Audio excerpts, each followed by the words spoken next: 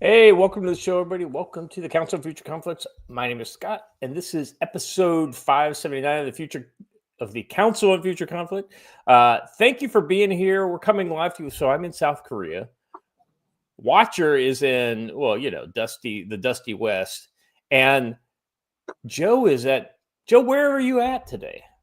We are in Harmony, North Carolina at Mountain Readiness Fallout, their fall show, where there are a wide and varied assortment of good people.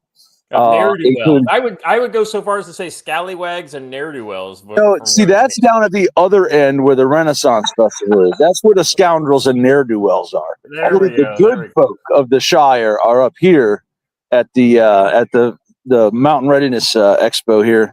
I'm sharing a booth with our good friend Matt, NC Scout, and just up the road from me is Angry American and Pete Robertucci of the Eden Army podcast, and George the Laserham is walking past me, and I can see Hunch from here. So we got a lot of, we do have scalawags and ne'er-do-wells here apparently.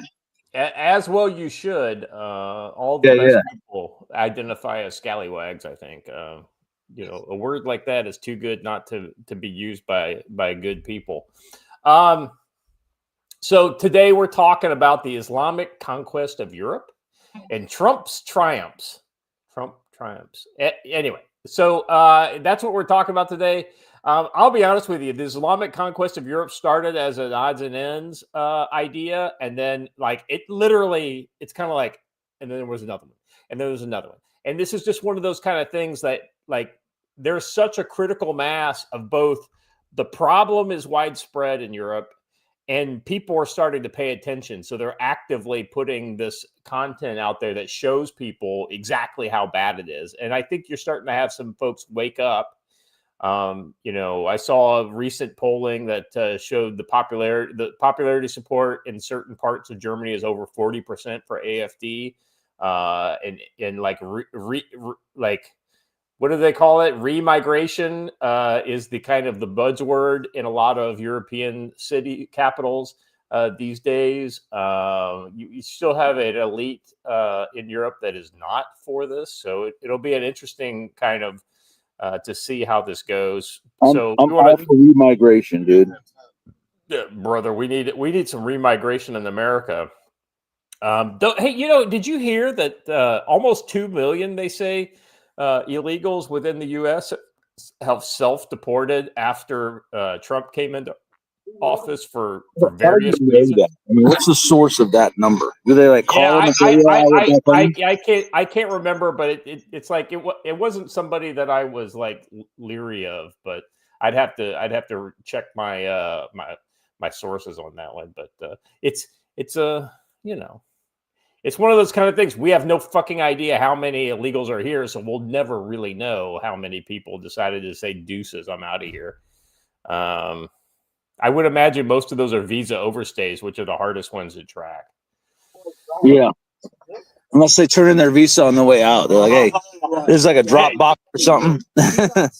Yeah, exactly right. All right. Gentlemen, how you doing?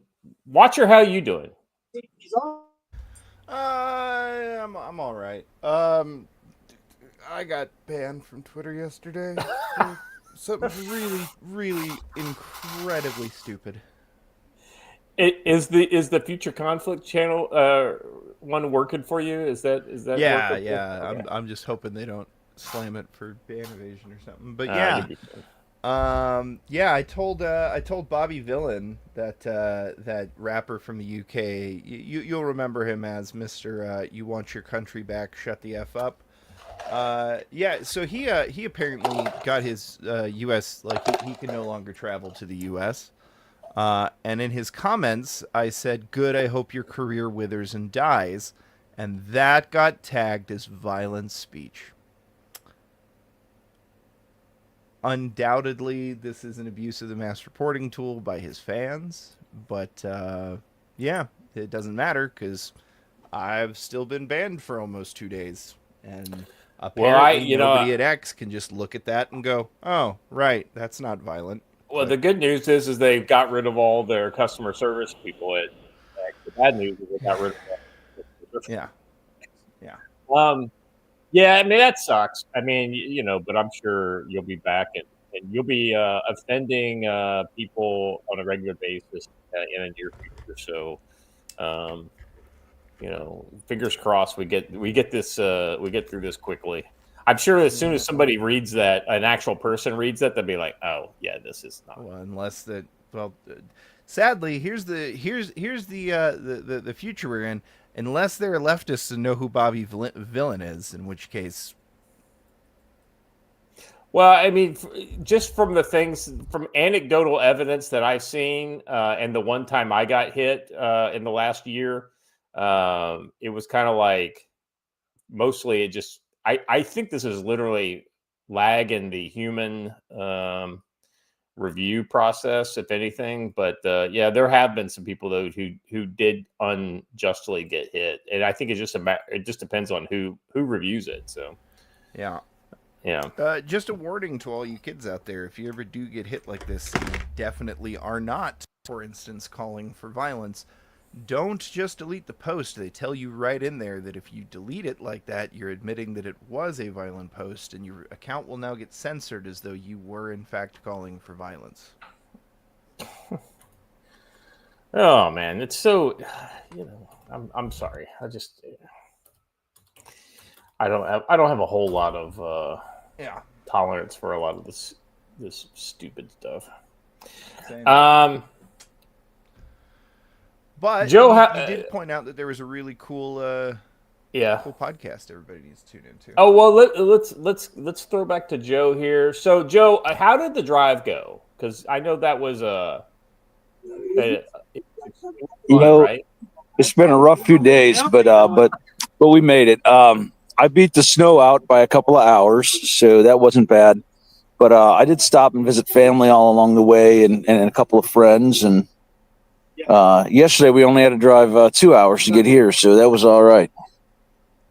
Joe, I thought it was ironic that you were complaining, I guess is the best word for it, about how cold it was there this morning, and yet, I mean, you came from Montana. It's probably like a negative 10 degrees there right now. So. I get that, but I'm in sunny North Carolina. And it's supposed to be sunny and warm. That's all. Yeah. By the way, Be Prepared is looking good in Rhodesian brushstroke today. Just throwing that out there. Nice. Well, I expect you're going to run into several people from the chat there. If you're in the chat and you're also there as well, definitely sound off. Let us know. Or on your way, because I know a lot of folks are on their way here who are from the chat. So. Yeah, so I definitely let Joe know. So hopefully we can link up with you during the show. Joe's going to be walking around and saying hey to a lot of friends of the show, and so I want to, if we could get people on the air, that would be great. We will try. I had a couple people suggesting additions to my daughter's 70s rock education playlist, by the way. I went ahead and shared it in the chat. I guess I should share it over in Rumble too. If you're interested in giving it a listen, I thought this was all good stuff for my daughter because she's been interested in listening to her old band's stuff, and I thought starting with rock in the 70s is a good place to start, and I could just go from there because anyway. All right, before we get into the show, I got something I want to recommend to the chat here. So Palmer Luckey is the guy who invented Oculus Rift, right? The thing you put in your head, and he wisely sold that piece of garbage. Well, I mean, the tech, innovative tech tool to Facebook, took his billions, and then said, "Peace, I'm out." And he has started a new company called Anduril, which is basically the biggest up-and-coming tech-based defense contractor in America. And he was on Joe Rogan, and I've listened to about half of this so far, And just the parts that I've listened to so far, this makes this a must listen to, because it's good to know that guys like him are in the defense industrial complex. So I wanted to show a little clip so you can kind of see some of the wazoo shit that he's talking about and some of the things that they're doing at Anduril. So if you want to play the clip here, I think it's 2 minutes, so it's pretty quick. This is a new product that we just announced at the Army's conference yesterday. We've been working on it for years, using our own money. No taxpayer dollars were used to create it. It's called Eagle Eye. And it is an integrated ballistics shell. So you've got a helmet, you've got hearing protection, you've got thermal sensors, night sensors, signals intelligence sensors that allow you to detect where cell phones are, where radios are, see that in your view. It even detects where gunshots are, shows them exactly where they're placed and how far they are. So this is a recreation of it. So this is a video feed of what it is like to use the system. So I've got the helmet on here, and then what I have is this pair of augmented reality glasses. So basically I can take these glasses and I put them on. These sync with the helmet and with these sensors. So I can, for example, see where my gun is pointing. I can see where every enemy is. I can see where all of my buddies are. I can see, so like there's a view that's coming up here where you're gonna notice a drone picks up a guy behind that container over there. And what's gonna happen is when he walks behind that container, I'm able to continue to see where he is and what he's doing. So here's Ghost X is the drone that's watching. So just watch for a moment. So the blue force is my friendlies. So see that little right-hand corner where it sees behind the containers? Uh-huh. They're tracking where the bad guy is. They're tracking where my guys are. And then watch when they go behind the container. So I can actually see through it and watch. Now they're engaging the guy over there and he's down. Wow. Imagine a guy's coming over a hill and I want to engage him. So actually I'm going to put on the mission shield. There we go. So this is a system that allows everybody to basically be operating as one combined hive mind where you can all share a view of the world. And by the way, this view that I have, it's shared now with all of the robots as well. So anything I see, like let's see I see someone inside of a building, every drone and every person now sees that person where he is. This is a new product. And people talking about them being better than BCGs. I agree, but also these are prototypes. Well, I'm going to point out that all it's going to do is make guys die because they're going to be so overloaded with information. They're going to lose situational and spatial awareness of what's going on right around them. Someone's going to stick them with a bayonet. I'm just throwing that out there.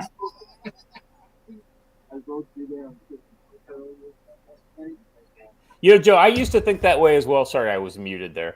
And the feedback that came from the guys who were doing the testing of I can't remember there was an Army program that just that was being run by Microsoft, and it just recently got canceled.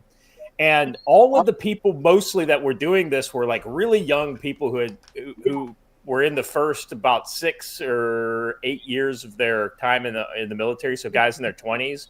And these are all people who grew up playing Call of Duty and all these other kinds of things. And their complaint was never about what you just talked about, because they were used to this kind of overload, because of the video games and all the stuff that they've been doing. They were, better. They grew up on that shit like you and I just didn't have, right? Combat is not Call of Duty, bro. I got it. But when they were in the field, they had an amazing success rates as long as the shit worked. That was the big problem. During exercises. Let's just be clear here. Okay. And even during exercises, what he's saying is it didn't work more often than it worked. Well, no, it worked. The problem was it just wasn't it didn't have the reliability to be able, because so for instance, if it's working great, then all of a sudden it stops working, then you lose all that. And like you said, Joe, you lose situational awareness, and then all of a sudden you're fucked. And it sounds like something that would be great in a counterinsurgency role, but in a large scale combat role where you're talking about peer on peer conflict, there's going to be so much gunfire coming in that those sensors are going to be overloaded. So many people moving. It's not it's not the panacea they make it out to be. I could see it as a great scout sensor, but not necessarily for every warfighter. Well, yeah, I'm definitely going to take a different point of view on this one than you, Joe, and that's fine. We can agree to disagree on this one, but I don't think it's a panacea. It's just a new tool, right? And you got to figure out the right way to use it. And the irony is that when you're given a lot of this kind of inputs, maybe the idea is to only keep 2 of the inputs, right? And get rid of the rest. And there may be some stuff that's valuable and stuff that's not valuable. It'll take a lot of experimenting to kind of figure out exactly how to use this correctly and who it's right for, right? And I think, Joe, you were kind of hitting on that with the scouts might be the ones, maybe special operations this would be good for, and then maybe for the Joes, it's just not valuable. So, I will say that the number one bit of feedback I saw from Joes who are currently in and were making comments about it on X was a feature they might want to ditch is the cat ears. I thought that was pretty funny. Yeah, the cat ears are a little ridiculous. Well, it's you never know. It might be the. I'm sure it is the some furries sensor in the. Listen, in case he's in the chat, when I say the cat ears are ridiculous, I'm talking to you, you Arctic boy. I'm talking to you. All right. Anyway, like I said, say what you will about his gear, but earlier in the conversation when they were talking about things like China and all this kind of stuff, it was shocking. He was saying, Joe, it's almost like he'd been listening to some really smart guys from the last couple of years that were saying that, war with China is not going to be just China invades. It's going to be like the boil the frog, right? Where it's pressure, and then it's all of a sudden a blockade, and then we decide, we're not going to get involved in a blockade. And once we say that, we're pretty much giving up Taiwan. And so we lost Joe. So anyway, recommend that you guys check that out.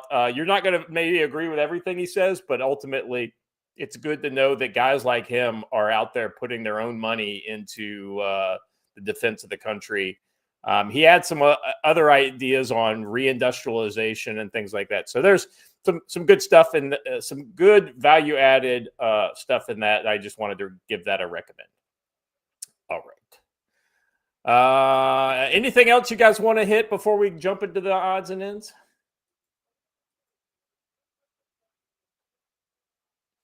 All right.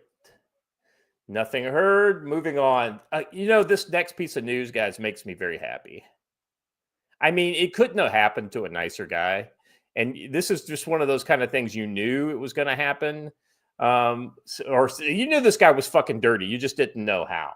John Bolton indicted on 18 counts over mishandling classified documents. And the irony is absolutely the mainstream media seems to be almost gleeful in this. John Bolton's one of those kind of people that nobody really liked him. They just kind of used him as a foil for, when he agreed with them, as the broken clock that just happened to be right for them. Let's see. Caitlin Collin reports in the first reactions to his indictment, John Bolton conjures up image of himself as a true American hero and Trump as Stalin.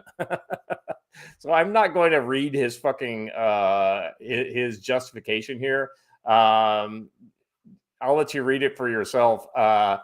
Let's see. In an 18-count indictment, the accused President Trump's former national security advisor, John Bolton, of mishandling classified national defense information, including 8 counts of transmission and 10 counts of unlawful retention.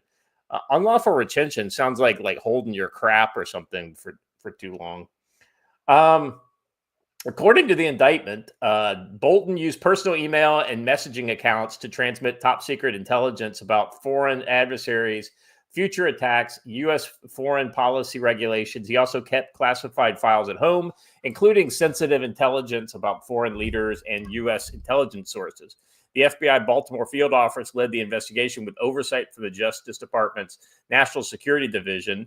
The indictment outlines 2 core allegations: 8 counts of transmission of NDI under the Espionage Act and 10 counts of unlawful retention of NDI under and I don't know what that is.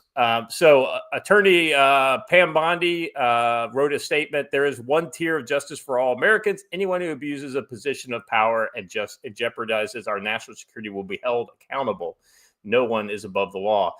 Guys, what's your first kind of take on this? I mean, I think some on the left are saying, oh, it's good to see that Trump is going after, his old, people. But, I don't think it's that. I mean, John Bolton was never on Trump's side.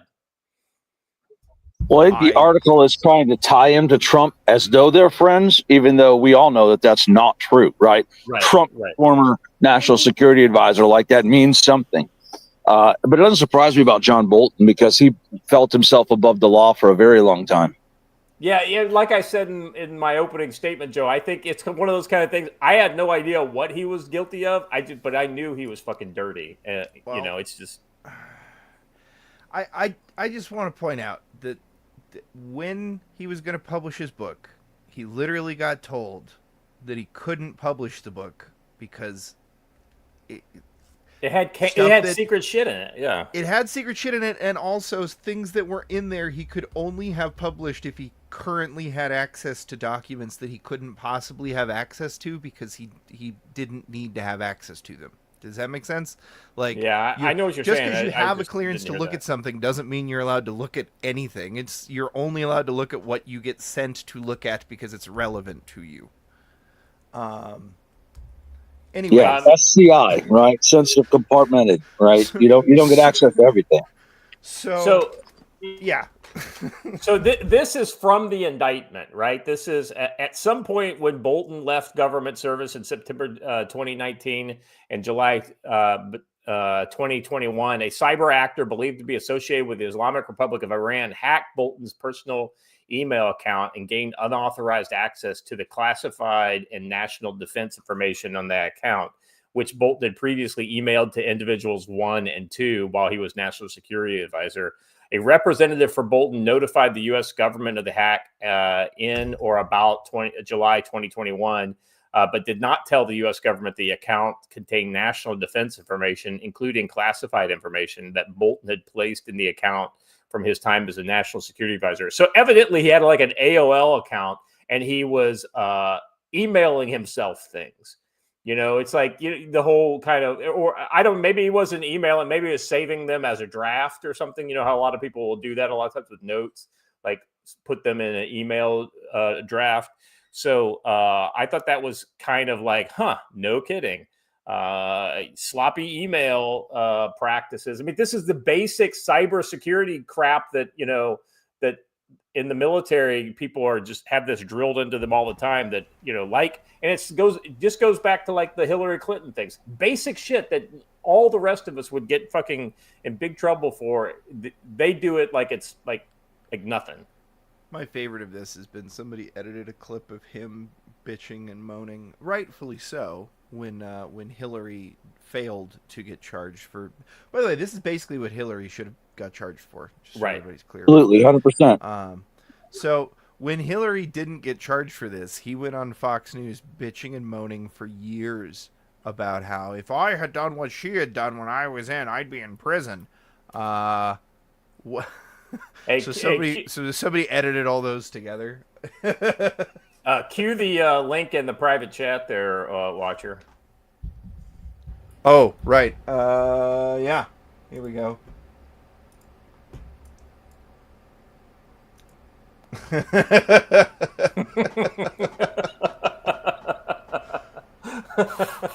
I mean, it's one of those kind of things. It's like you couldn't have. That was funny.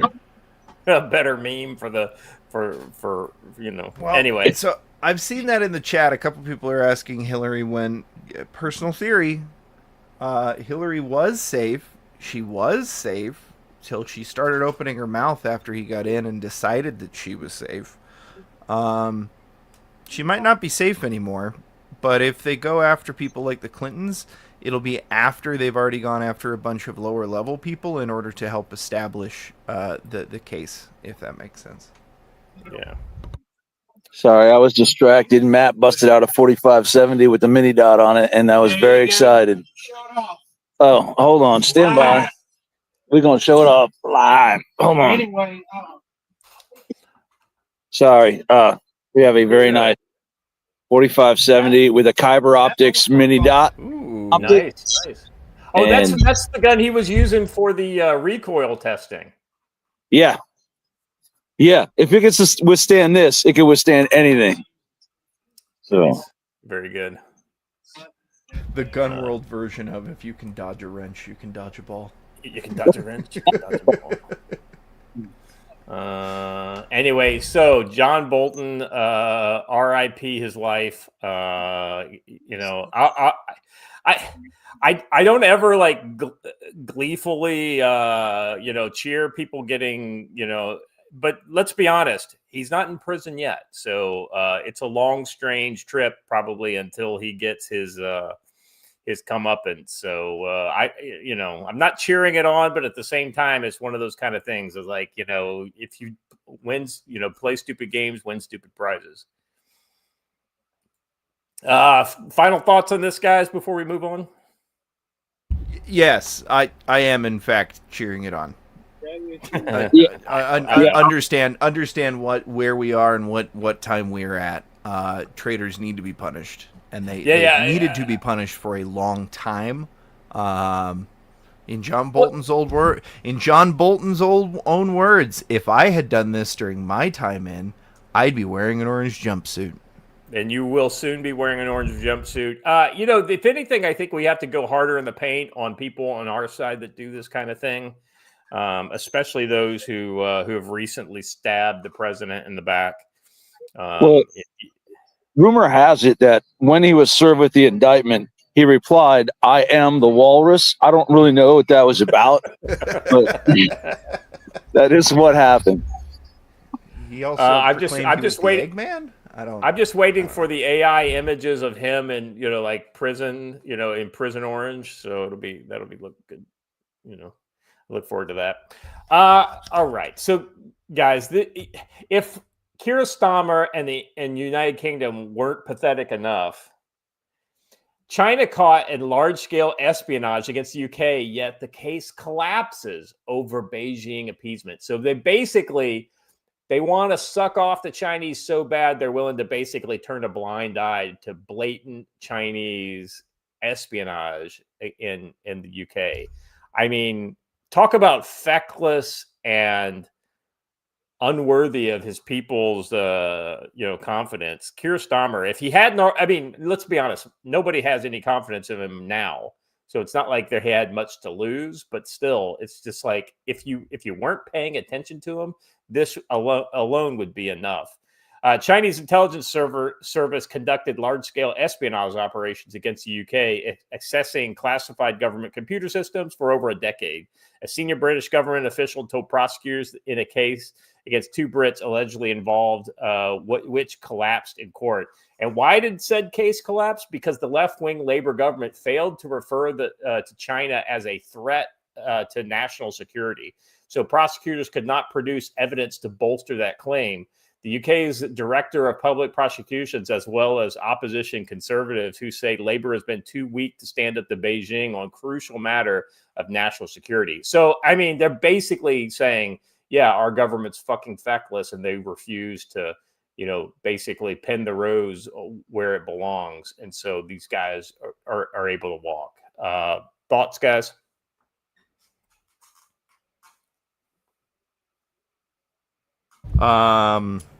Why is anybody surprised? You were all told this would happen. Well, I mean, this just goes to show you how remember. Sorry. Yeah, go ahead. Yeah, no, this is what happens when you owe your economy to China. I mean, does it surprise anybody? Yeah. Yeah, there's a lot of factors to this that just make me go, how are any of you surprised? This, you know what? It's the tail of the frog and the scorpion writ large. I need to stop being surprised. I need to stop being surprised that frogs continue to give rides to scorpions, no matter how many times. Let's see. Chinese hackers infiltrated UK computer systems for over a decade. low to medium level classifications, including information marked official secret and secret, along with some materials of government's secure IT networks. This is from a story on Bloomberg. It says the data accessed included confidential documents related to the formulation of government policy, private communications, and some diplomatic cables. One described Chinese efforts to access British government systems as endless. The information and intelligence deemed top secret was not believed to have been compromised and is held security. Yeah, that's a different Chinese program that the Brits probably just haven't discovered yet. Information and intelligence deemed top secret. One compromised related to a data center in London used to store sensitive government information, which was sold to an entity aligned to China when conservatives were in power, flagging major security. So once again, it kind of goes back to what we were talking about, years ago. When we were saying, hey, yeah, Europe needs to get rid of the Huawei shit, get China out of their important infrastructure, right? Now, America needs to do that too. But, I think America's been ahead of Europe in this situation. Ministers in the government briefly proposed a plan to destroy the data center before it was made secure in a different way. Clearly, it wasn't made secure.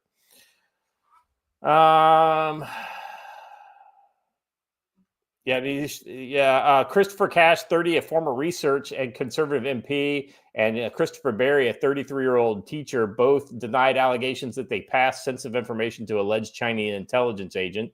I bet it was a female between 2021 and 2023. I can't understand why the CPS took the nuclear option of collapse this case rather than leave it to a jury. I mean, these people, it's literally national suicide on multiple fronts. And we're going to talk about the Islamic version of that as well. But hey, remember, folks, if we ever had to have a war with China, we can depend on our European allies. Yeah, the Five Eyes is as strong as ever, gents.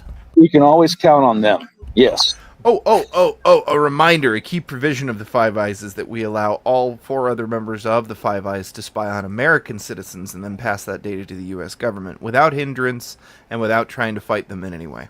Actually, it's the Six Eyes, because all of the Five Eyes are infiltrated by Chinese intelligence systems. And so even if the U.S. were to do everything right, the other members of the Five Eyes would still give everything they have to China. Without even noticing it. Correct. All right. Anything else on this, gents? No, nothing surprising at all. Joe, I figured you'd get a kick out of this one if you just look at the picture of kind of the key photo here in the next story. Like I said, I thought you'd get a kick out of this. What's the future of Russia's bases in Syria? And so, of course, you've got Putin shaking hands with our favorite Syrian former / present Al-Qaeda commander. Who's also not Syrian. Well, Syrian by national affiliation, not by any kind of background. I mean, he's Jordanian, right? Or is he Saudi? I can't remember. He's Jordanian. Iraqi. Jordanian. He's from the Golan, right? No, I'm kidding. Lavrov, well, that would be Israeli. He's Israeli. That would be the ultimate Israeli Mossad. Well, the funny thing would be the ultimate Mossad sleeper cell. It's like Jelani was an actual Mossad asset, and they put him in Syria. Oh, that would be funny. All right. Lavrov suggested that they could facilitate the dispatch of aid to Africa, meaning this is what they could do from the bases in Syria. But it's also possible that they may host complex military diplomatic talks between all stakeholders in Syria, while also helping its armed forces maintain national unity by re-equipping, training, and advising them too. The Russian-Syrian relations are interesting for many observers due to realpolitik that's come to define them since Assad's downfall. Jelani, I'm not going to refer to him by any other pseudonyms. The Al Qaeda descended HTS was designated a terrorist by Russia prior to their Turkish-backed seizure of power. They accordingly hated Russia for bombing them, yet swiftly put that aside. The fact that the matter is that their respective state interests required continued cooperation regardless of who's in power in Syria. Russian Foreign Minister Lavrov hinted that the future of the country's bases there in an interview that aired last week ahead of Jelani's trip to Moscow on Wednesday to meet with Putin. While the summit was certainly important, Lavrov's remarks shed more light on the subject. Basically, he said, the function must be reconfigured. Our clear task could benefit the Syrians, their neighbors, and many other countries in establishing a humanitarian hub. That's kind of rich, actually, coming from the Russians. Utilizing the port and airport to deliver humanitarian supplies from Russia and the Persian Gulf states to Africa. There's a shared understanding that there will be in demand, and that we are prepared to coordinate the details. So, yeah, I mean, let's be honest, Joe. Humanitarian aid. I'm just saying. Well, I mean, it's absolutely in the Russians' interest to basically say, we don't care who's in charge of Syria. We just want our fucking bases back, which I totally understand why Russia would do this. The irony is that Syria would do this, and there's got to be something in it for the Syrians, right? And I think that's probably military equipment.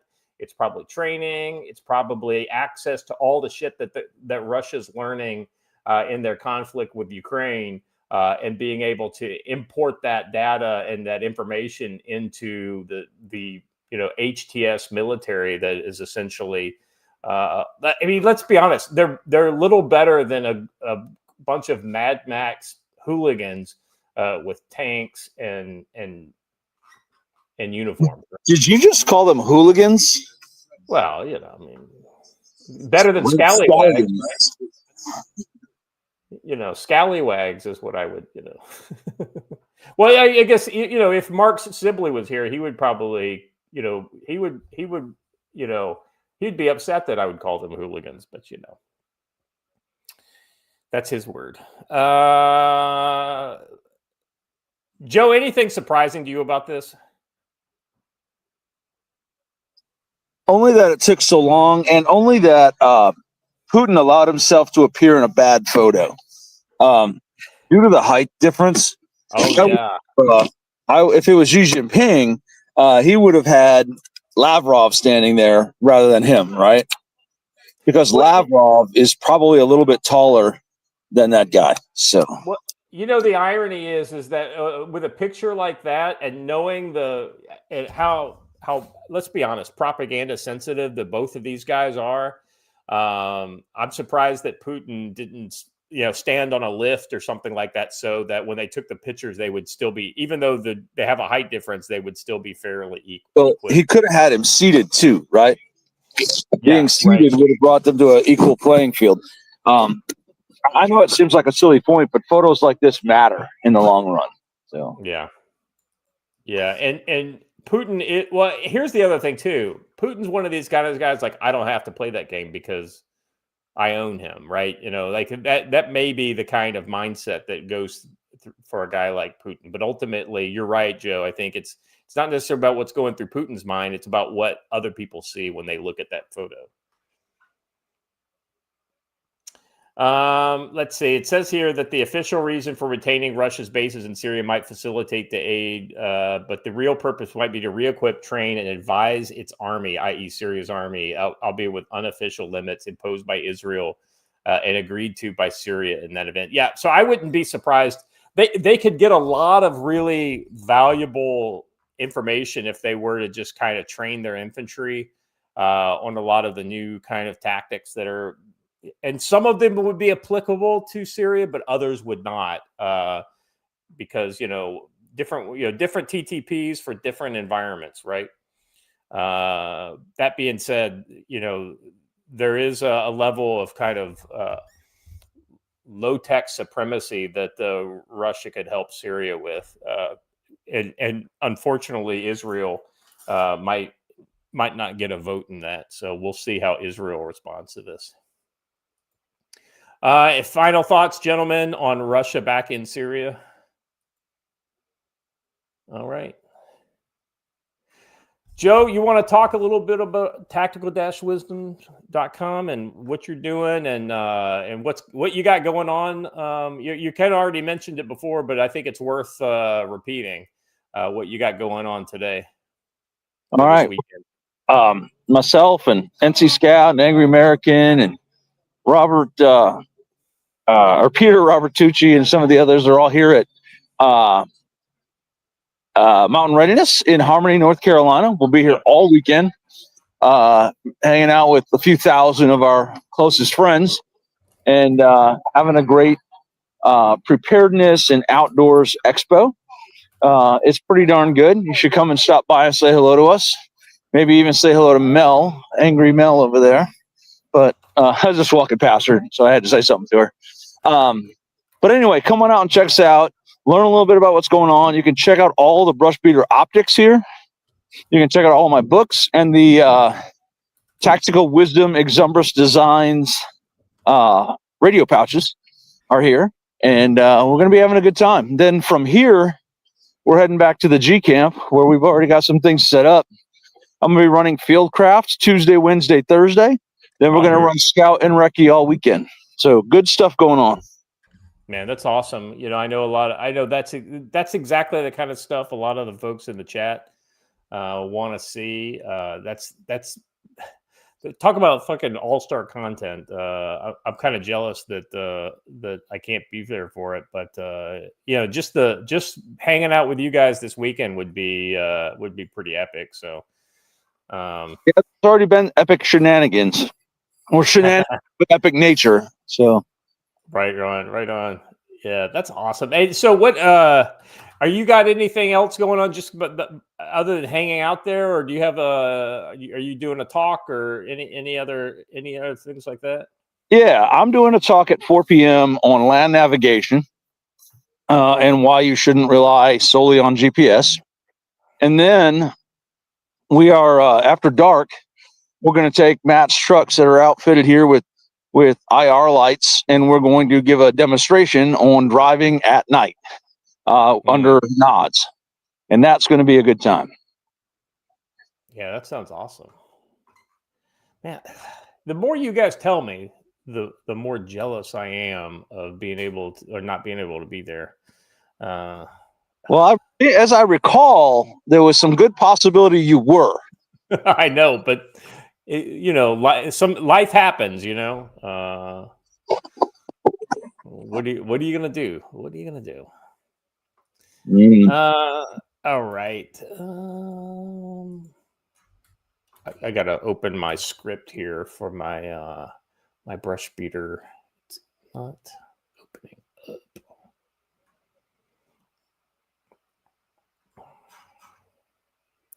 I'm having technical difficulties on my end. Bear with me here. Actually, I may just come back to it later in the show if this is not. I've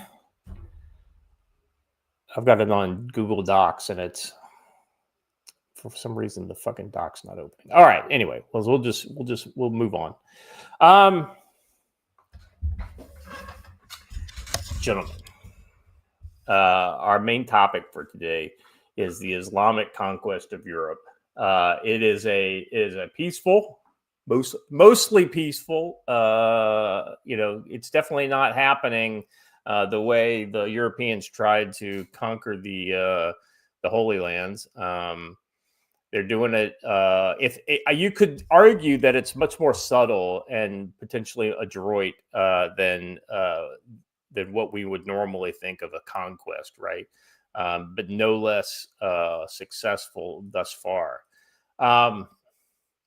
This is a story from the Free Press, how the Muslim Brotherhood is capturing Europe.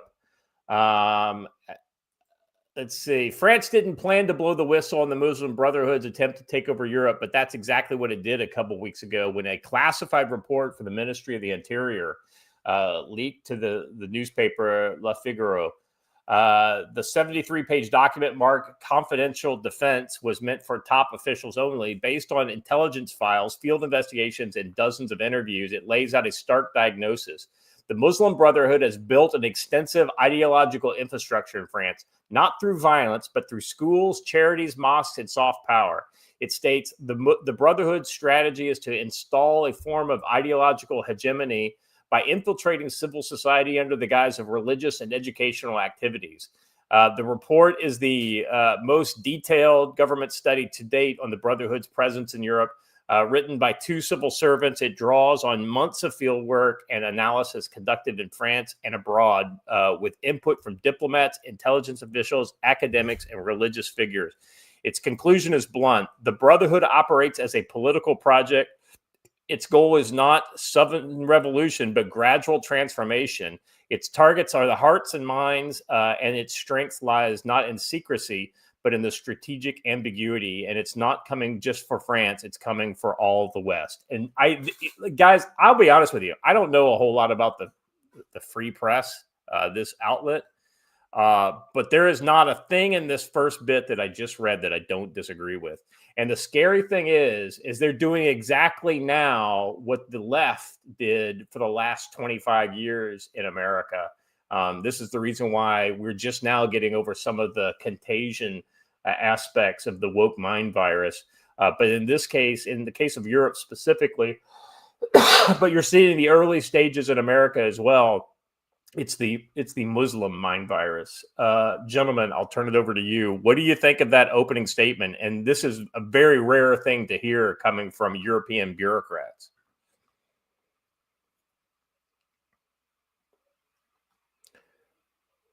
Watcher, you want to go first?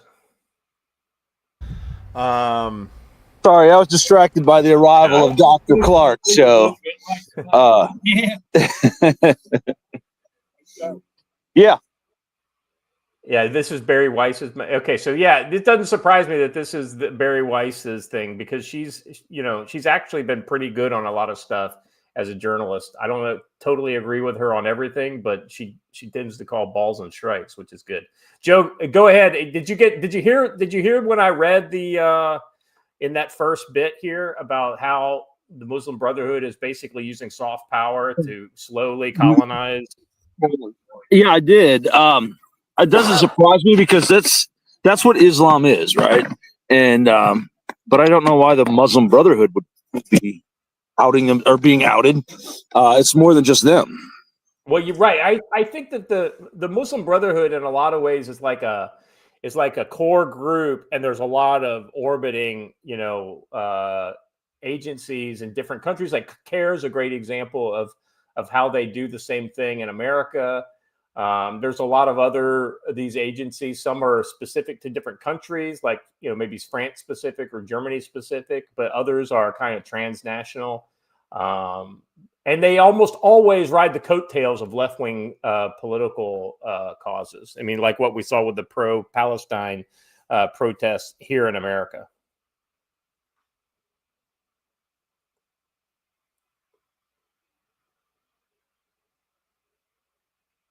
Either of you, Watcher? I mean, I can just keep reading the article. I'm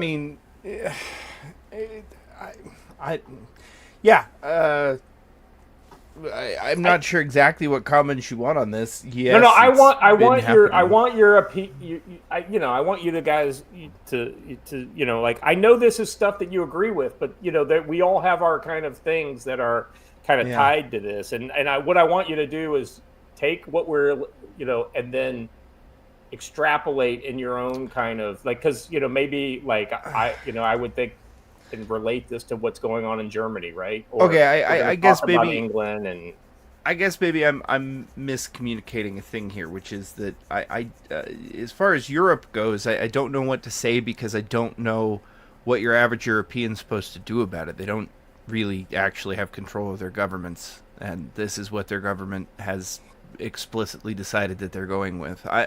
Here's the irony, right? I think the left-wing governments that are in charge think they have this under control, but they have no fucking idea what monster they left they let into the door, right? It's like, look at this dog we bought, but it's not a dog, it's a rabid, jackal that's ready to kill every child in the house as soon as you release it.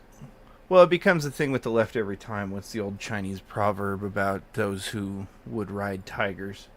Yeah, they have a tendency of constantly playing with fire and then being surprised when they get burned. It's So the article goes It's a on to give a theme. little background about the Islamic Brotherhood. Founded in 1928, the movement has always presented Islam as a total system, religious, political, legal, economic. But it was in Europe that this vision was tactically refined after being banned or repressed in the Arab world. So here's the interesting thing.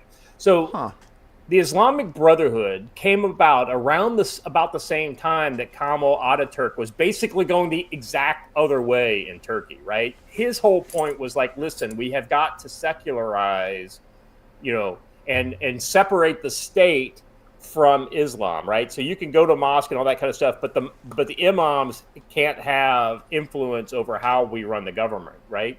Now, you can criticize the Kemalists all you want, but in the modern Islamic, in the context, the Kemalists, as authoritarian and nasty as they were, they come across as fucking kittens compared to the Islamists. So the Brotherhood, you guys remember Fox News used to talk about Islamofascists and during kind of the heat of the Iraq and and Afghan wars. So this whole idea of, and specifically Al-Qaeda as Islamofascists, because it was kind of like this totalitarian Islamic framework. This is where they get it. It's all from the Muslim Brotherhood. This whole Islamist thing, which has been going on for 100 years, springs from the Muslim Brotherhood. And the Muslim Brotherhood really got traction in the 1960s when the Egyptians really started locking them up, and it really propagated within the prison systems within Egypt. First of all, I want to point out that all Islamists are Islamofascists. There's really, literally no way not to be. It's 100%. They're synonyms. They're synonyms, right, Joe? By the way, since we couldn't get you to do a brush beater sales ad, should we have brush beater do a brush beater sales ad? Yeah, let's do that. I mean, you've got the mat right there, don't you? Well, get him set up, but I have a brief video update to our last story. John Bolton has surrendered himself to federal court. There's brushbeater.store. There's brushbeater.store. See? Brushbeater.store. Code CFC10. We do not sell super high quality methylene blue. We do not have that in stock. Are you gonna open a medication section? I hear a lot of things. People tell me all the time. They say, Donald, you should really go to Brushbeater store. It's actually the best store. They've got a lot of things. I mean, really one of the best. You won't even believe how great it is. Big league. Believe me, big league. Okay, I think that will more than do it. That will more than do it. Coach Sorry to derail the show, Scott, but I had him. So orders $100 or more, ships for free. All right, there we go. Dang, Scott getting ignored hard. I know. I mean, it's hard. These guys, we're doing a show here, right? I'm just saying. All right. Yeah, keep saying the Quran is a battle plan. Yeah, Muslim Brotherhood started by the Turks, who decided they lost one because they weren't Muslim enough. Ataturk pushed them out. Yeah. Well, and so it wasn't just Turks, right? It was. I think it was mostly Arabs, but there were some of those. The Caliphate folks, and that's kind of where the whole Muslim Caliphate piece comes in. And that's why all Al-Qaeda and ISIS and all these people are fucking just fixated on the caliphate. The numbers in France alone are startling. The Brotherhood's French network comprises 280 associations, including 139 officially affiliated mosques and 68 more considered ideologically close. together accounting for nearly 10% of the mosques open since 2010. Every Friday, some 91,000 people attend worship service in these spaces. The movement also controls or influences 21 private schools. 3 of them are state-funded in France, and 815 Quranic schools where over 66,000 minors are taught to see themselves as part of a global Muslim community in moral and cultural opposition to Western secularism. So what do they teach at these institutions? Let's see. It is central. Hatred of Jews, the report states unequivocally, it is a core ideological element often laundered through the anti-Zionist slogans. One mosque near Paris, the speaker recently declared, "Je suis Hamas," I am Hamas, to a cheering audience. In others, anti-Israeli rhetoric bleeds seamlessly into classic anti-Semitic tropes.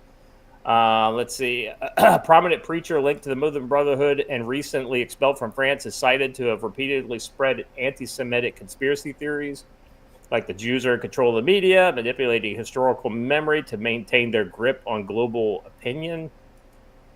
So, if you guys have been following, like we have, this Islamist bullshit for the last, 25 years. If you go back to the Taliban stuff in the 90s, this is nothing new, but it's absolutely infiltrated at the highest levels.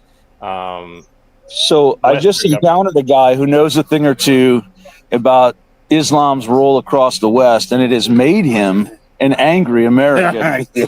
Well, you know more than that. They ran you out of Michigan. They did run me out of Michigan. They ran you out of Michigan. They did, but that's okay. I went willingly because I don't need any more shawarma. No, they had all the shawarma you need. I'm in good shape. So, angry. Let me. It's been too long. No. What do you think about these reports coming out? So this is a government report that came out. It was secret. It came out in France that basically said, "Hey guys, the fucking Islamic Brotherhood's here, and they're proselytizing to our people. They're infiltrating our schools, and they're brainwashing. Not against France, but against Western civilization." Any surprise that they're finally catching on to this? No, but because they're enabling it. Like, you could look right here in the good old U.S. of A. Like we were talking about last night, Dearborn, Michigan. You can't ring church bells, but you can listen to that other horse shit 5 times a day starting at dawn, but you can't ring the church bells. They're winning. And the elected representatives that we have and the bureaucrats that run this country here are actively supporting it, and Europe is 10 years ahead of us. So look at Europe; they're a decade ahead of us. That's what we're looking at here if we don't get our shit together. Absolutely. Yeah, I think you're 100% right. I think if there's any bright side in all of this, we're seeing it happen to Europe, so we can potentially prevent that from happening here. Let's be honest. That's the canary. We're already behind the power curve. Yep. Yes, we are. All right. Well, I'm gonna let this guy get on about his morning. Yeah, I gotta go find this brushy guy real quick. Chad, if you haven't done it already, what are you thinking? Go out there and jump on the Going Home series. That's Angry Americans fiction series. That, let's be honest, you learn more of that fiction series than you do in a lot of nonfiction books. So that's absolutely true. I highly recommend it, and it's very interesting. It's faction, not fiction. Yeah. That's exactly right. Exactly right. Well, what I want to know is when what was it, Gold Dollar or whatever from the first book is going to get his own spinoff. How to become like him. He already wandered off on you, but yeah, there you go. All right. So anyway, this is a long story and it kind of goes on. I would highly recommend finding this piece. It's from the Free Press, and it's called "How the Muslim Brotherhood is Capturing Europe." So you just go to Google, type that in, and you'll find it pretty easily. But this is a good story. It goes into some of the details that, some of the things that we've been talking about. But I'll be honest with you, I think a lot of people will read this and be like, "What the fuck? How is this happening? How have I never heard this before?" Because most people are just completely out to fucking lunch when it comes to this stuff. So blow some of your friends' minds away and tell them about this kind of thing and see how they respond. They'll probably say, "That's bullshit. That can't be true." But it's right there in front of us. We're not the only one kind of sounding off about this. Evidently, we've got Tommy Robinson in his Mossad Monday post here because apparently he's been suborned by the Israeli government. That's the latest thing that has come out about Tommy Robinson. Man, you got to pay your legal bills somehow. I was going to say, if God bless him, if he can get a couple mil out of the Israelis, he's welcome to it. Israeli minister. This is from Shekels. What's that? Shekels. Yeah, exactly right. Freedom shekels. This is from a post from Tommy Robinson. Israeli minister exposes Keir Starmer's weakness. In an explosive interview, he basically talks about Israel's delivering a powerful warning on the rise of Islamic Islam and the Muslim Brotherhood's dangerous global ambitions in establishing a caliphate to impose Sharia law across Europe. Let's just get. This is a 5-minute clip or so. But we don't want to listen to the whole thing. Let's listen to the first little bit here. Watch here. Minister, how do you feel as a minister in Israel? How do you feel about the Labour government's how they've dealt with the extremism and the support for Hamas in Britain? The weakest government since Chamberlain, and maybe even worse, despite the fact that the Chamberlain's delusional vision of the reality, peace in our time. Maybe Chamberlain is worse than Keir Starmer, but it is the same mechanism of thinking that you can appease the monster and maybe buy some time and buy some quiet. And this strategy is driven by the same fear that the terrorist wants to put in your hearts. The Nazis were terrorists themselves, and they terrorized entire Europe who were afraid to fight. And luckily we had Winston Churchill, who stood almost alone to fight against the Nazis. And we salute Churchill and we admire Churchill here in Israel. And I personally admire Churchill. I think one of the greatest leaders in all times. And what we are seeing here is quite the same. I think that the strategy of Keir Starmer is driven by fear. He is afraid. He is afraid of the Islamist in Britain. He is afraid from states like maybe Turkey or Qatar. And I think that it is very important to understand this is not about Hamas and Israel. This is about the Muslim Brotherhood, which is a huge global movement. A movement that started after World War I, led by Hassan al-Banna, with a vision to have a huge caliphate led by the Islam, to renew the days of Muhammad, to conquer not just all of the Middle East, okay, not just Israel, but also to conquer Andalus in Spain, obviously, and also to conquer Britain and to have the Sharia law implemented all across Europe. It was Sheikh Qaradawi is the most important leader. I think every citizen in Britain must understand what is the Muslim Brotherhood. Who is Sheikh Yusuf Qaradawi? What's the role of Qatar? Okay, what's the role of Turkey, of Erdogan in the game, in all this chess? Because this is a global. So he's basically illustrating exactly the point that we were just talking about, how the Muslim Brotherhood has this kind of like, they're not a terrorist organization in the mold of, say, ISIS or HTS or Al-Qaeda, right? They're more of a kind of a cultural terrorist organization. They use soft power, things that are non-threatening to, many people in the West. And the other thing that they do is they have suborned and rode the coattails of these liberal groups that, basically say, oh, well, you've been oppressed, so you're one of us, right? Well, it ultimately, those liberal groups are a Trojan horse for these Muslim Brotherhood to kind of get their footholds. And then it's like, we've already seen this happen in places like Michigan, and where when the Muslims take over the city council, then first thing they do is they ban all the gay people or the the gay stuff, right? It's like they don't align with the left at all. They're just using the left as useful idiots.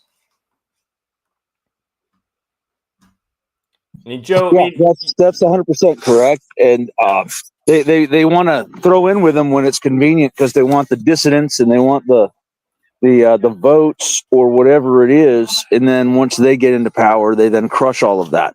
Right. It's just like the gays for Palestine. If they knew what would happen to them if they were in Palestine, they might not be so much for Palestine. So. Yeah, 100%. Well, but see, that's just it, Joe. They get them in and they put the gun to their head and say, that whole gay stuff that you were going on about, maybe you need to change your mind. Good news is we have an entire religious program that can save you with a gun to your head. Famously, that happened at Dearborn, right? When push came to shove in the Dearborn public schools, the imams all came to the school board meeting, and they did not teach LGBTQ studies in the Dearborn public schools. That's right. They absolutely refuse to allow it. But despite giving lip service to it when it's convenient, they will not allow it. Joe, another thing that we've seen is this troubling trend about people on the left where they're literally kind of talking themselves into converting to Islam, but they haven't converted yet, but they're talking themselves into it. Oh, there's so much great stuff in the Quran. I've been reading it and all this kind of stuff. They still haven't let go of their gayness and all their leftedness, but they're trying to kind of align there. But I think there's going to be disappointment and heartbreak when they finally do. Should be interesting, at least entertaining for us until it turns into a civil war. So, I guess there's that. All right. Yeah, let's move on. So there are some champions in Europe, like one gal who's been really doing the Lord's work, I think, both calling out the leftist bullshit and also a lot of this Muslim stuff has been Eva Vlardinkenberg. She goes under the tag on X of Eva Vlar. And so I want to there's two of her posts here that just happen to be kind of along the same lines. And I want to give her the floor here because she's very well spoken on this stuff. The media is still talking about it as if it's incidental, but it's absolutely 100% structural. We are learning about these types of cases, robberies, assault, sexual assault, rapes, murders, every single day. It's hard to keep up with because even we don't hear the majority of them. We have to go on X, we have to search for them because they try to cover it up. But the reality is, like you said, Miklos, the result of mass immigration is cultural decay, impoverishment, and insecurity. I cannot think of one single positive aspect as a result of mass immigration. Zero. None. There is none. We are about to lose our countries. Before the end of this first half of the century, if nothing changes in my home country, we will become a minority. A minority. Then it's over. And the media is still talking. Yeah, so in this case, she's talking specifically about illegal migration, but in the vast majority of illegal migration or excess migration that's occurring within Europe, and a lot of times non-illegal, right? It's tolerated immigration is from Muslim countries. So it's overwhelmingly overrepresented in the numbers. Re-immigration, Joe, that's the buzzword, I think. Yeah, re-migrations. You don't have to go home, but you can stay here. They can migrate somewhere else. Interestingly, they never migrate to one of their own homelands. It's funny. Why is that? Because it's a program of conquest. All right. So we have another one of hers, and I think this is the one. I think she's talking about more about the migration. This is at Hungary CPAC meeting, which talk about based Europeans. There were some pretty interesting speeches at this. Let's go ahead and play this clip. Mrs. von der Leyen, do you think about what you have done? Do you think about the people who suffer because of your policies? Do you think about the people who have died because of a vaccine that you pushed on them, that you bought behind closed doors? Mrs. von der Leyen, do you ever think about the cries of the mothers who cry at night because their children were raped or murdered by immigrants that you let in? Do you ever think about the farmers whose entire life's work were destroyed because you pushed the communist agenda? Do you ever think about the people who cannot afford food for their children because you implemented policies that are crippling our economy while you were able to send your 7 children off to the most expensive schools in Europe? Do you ever think about that? I bet you don't, because none of this is happening in your backyard. But, ladies and gentlemen, I do. I think about those people. I think about them. I will not forget them. So let me promise you right here, right now, I will not stop fighting for them. I will not stop fighting for the truth, and I will not stop fighting for my people. The time of zero accountability will come to an end, and I will promise you, we will make Europe great again. You know, the irony, Rob Painless says funny too, how nobody's calling for diversity in African nations. And in the African nations that have diversity, i.e. multiple religions, you've got a genocide going on for Christians in Nigeria, and you've got a white genocide going on, with the farm murderers in South Africa. So it's kind of like, wow, we want to ethnically cleanse African nations, but yet we want to diversify European nations. A little bit of a double standard there, guys, huh? Yeah, absolutely. Western civilization is the only society that has to allow the shifting of itself into something else, right? Every other society isn't able to be protected except for Western society. With the exception of probably some of the Eastern Asian countries, Western society seems to be the only society that is like actively like suicidal as a society. And looking to create its own demise, whether they know it or not. It's not like somebody putting a gun to their head, literally. It's more like drinking yourself to death. It's like you do it one drink at a time, not like all with a single bang. Though I'm sure there are people who would love to get in the suicide pod in Europe over this type of thing. So there are good Europeans that are proposing common sense policies, and she's definitely easy on the eyes. I could think she's got a political future if she can stay alive, for sure. She's not the only one who's easy on the eyes and has a political future. Our next one is a personal good friend of Joe's, and she's got something to say here. I'm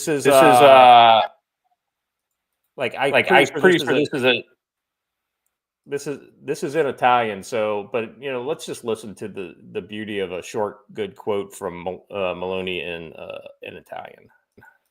Difenderemo la nostra identità, difenderemo Dio, patria e famiglia, e fatevene una ragione. I mean, absolutely, I totally agree. I have no idea what she said, but I'm on board. What do you think? What do you say, Joe? Well, I was muted. There we go. I was muted. She's got barrel racer eyes, but every time she gets fired up and starts speaking Italian, I don't even care what she said. I'm down for it. Right, exactly right. So in this case, she's talking about announces a major crackdown on Islam, a new law to ban burqas and nujats, with mosques facing regular monitoring and inspections is underway. Italy is in safe hands. Hey, here's the thing. She's got the right intention, but she's got a lot of people with daggers behind their back surrounding her. It's kind of like a famous, when you get a good, strong leader in Italian countries, all of a sudden, people start going for their backs with their daggers. So, beware the Ides of any month, Georgia. But yeah, this is definitely the right direction. Joe, I mean, what do you reckon? She's swimming against the current, but man, she seems to be making some headway. Well, I think that with the average Italian on the street, she's scoring big points because they're tired of it. It's the socialist parties that are the opposite, right? So I think it's good. I think we need more like her. But I think you're right. Ultimately, in the end, she is swimming upstream, and it's not gonna work out in the end. Yeah. I this is funny. I almost want to do like a redo of this for watcher. I'm putting the link in the private chat here. I want to do this, but with Joe whispering in the president's ear. It says, "Dear Donald Trump, please give this." So this is Marco Rubio whispering in Donald Trump's ear. Please give Georgia Maloney a call during your next golf outing when you have some spare time, and ask her what do you and Secretary Rubio should do about the Islamic scum infesting Michigan, Minnesota, Texas, and other U.S. communities are threatened by. Joe, I feel like you need to take this one by the. You and Georgia need to team up to clean Michigan out.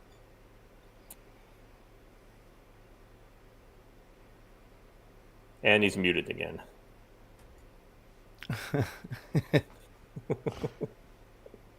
Either that or he's talking to somebody there. Oh, no, I'm sorry. I was muted again. I don't have to whisper in Donald Trump's ear. When I speak, he just looks right at me and pays rapt attention because I'm probably saying something good. And I got you, homie. Yeah, but that does need to happen.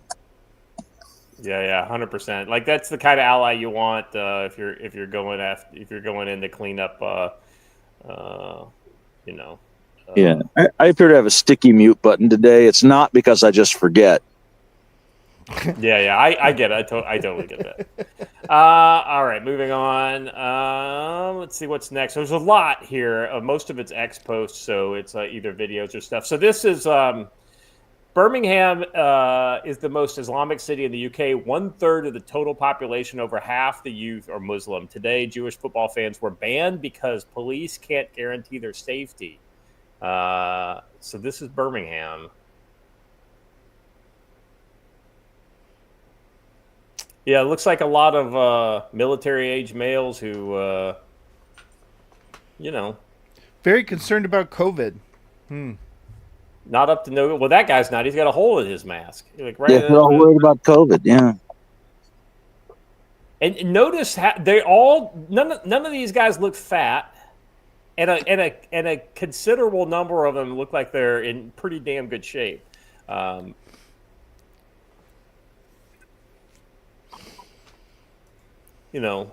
think going to the gym is a thing in the Islamic community in.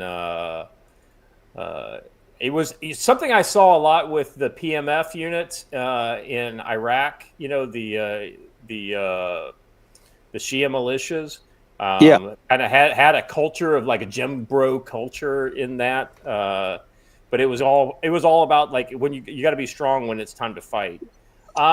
Here's another post from the same guy once again, Birmingham. In Birmingham, a British man dared to criticize Islam, said it's not a peaceful religion. His car was set on fire. His house was completely vandalized, and he had to go into hiding. Will probably never be able to live in his home again. I mean, this is what you have to expect. I mean, and this kind of thing is coming to places like Michigan and, parts of Texas. And, we've already seen this this kind of pressure campaigns by local kind of proponents of Sharia-style social enforcement. Wow, social enforcement, guys. Where have we heard that one before? That sounds vaguely familiar. I know. This is exactly what social enforcement does, by the way, in the Blue Dawn series by Blaine Pardo, one of our friends here on the channel. You know what? This is a perfect opportunity since I've non-sequitured to him. We've got the latest Blaine wrap up. I think he didn't. He did. Watcher, I think he sent it to the future account, the conflict account X DM. You see it? I've got his weekly wrap up. Is that what you're talking about? Yeah. Let's share that real quick. Put the link in the chat and throw it up. If you don't know, Blaine does a weekly roundup, kind of like a little article on X, and he's got the image that I said that I was looking forward to seeing.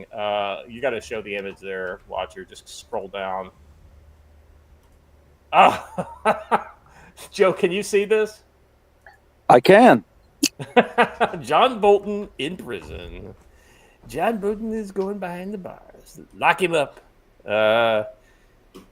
Anyway, so he gives an update of what's going on in the week.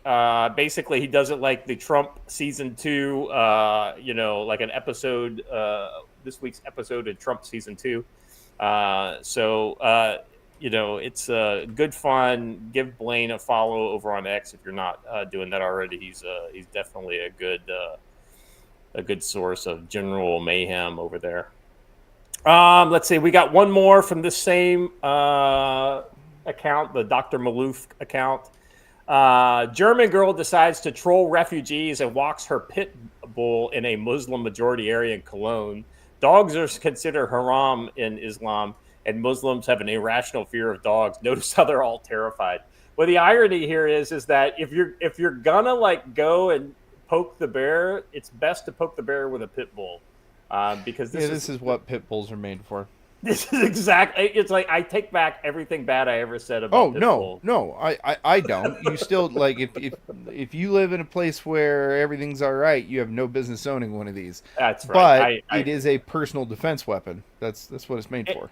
Well, notice the collar there. It's got a handle on the back of the collar. Because with a dog like that, you have to be able to kind of pull them up short.